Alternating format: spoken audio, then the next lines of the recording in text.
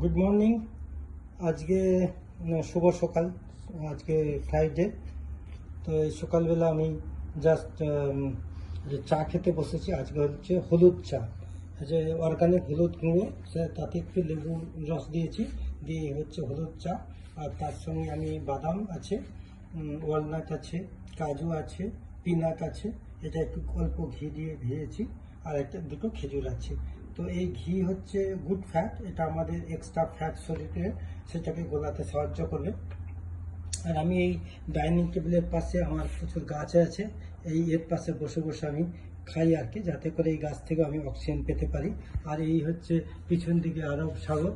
আরব সাগর থেকে সূর্যোদয়, সূর্য উঠেছে, সেই সূর্য রেটা পাচ্ছি।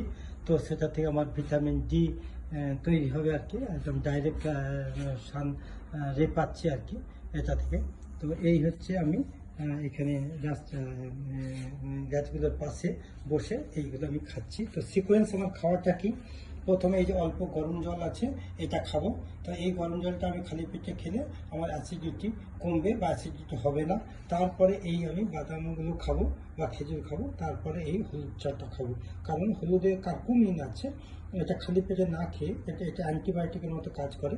সেই জন্য আমি এই বাদামগুলো খাবো, খাওয়ার পর এটা খাবো। ওকে, থ্যাংক ইউ।